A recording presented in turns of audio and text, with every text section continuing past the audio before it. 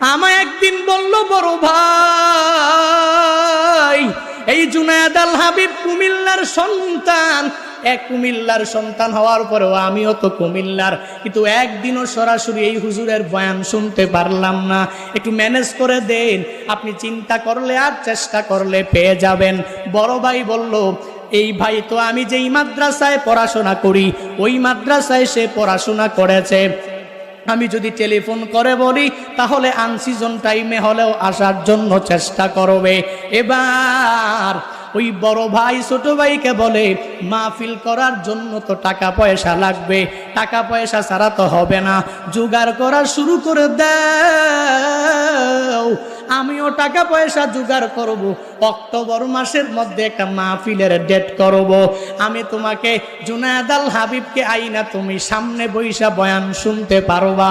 ওই ছেলেটা টেলিফোনের মধ্যে চোখের পানি ফালায় আর আমায় বলে, হুজুর জানেন না, এই যে 2-3 দিন আগে আমার ওই ভাইটা টাকা পয়সা অনেকগুলা জোগাড় করে ফেলেছে।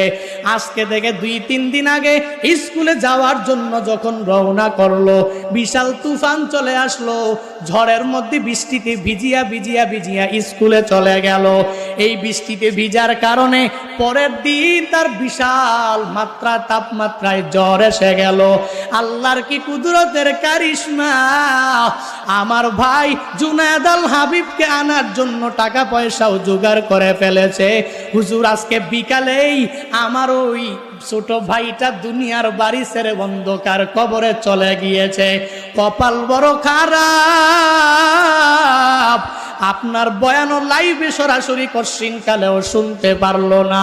আমি আজকে দোয়ার আয়োজন করেছি, আপনি একটু আমার বাড়িতে আসবেন।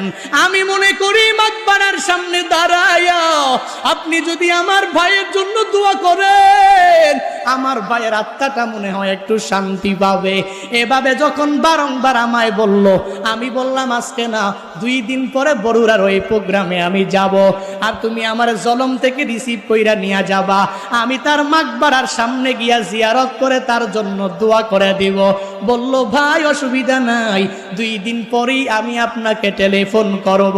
এরে নবীর উম্মতের দল, বড়ুরার প্রোগ্রামে জুনায়েদ আল হাবিব গেল, মাকবারাও জিয়ারত করে নিলাম। জিয়ারত করে তার পাশের গ্রামে 1-1.5 ঘন্টাও বয়ান শুনায় আসলাম।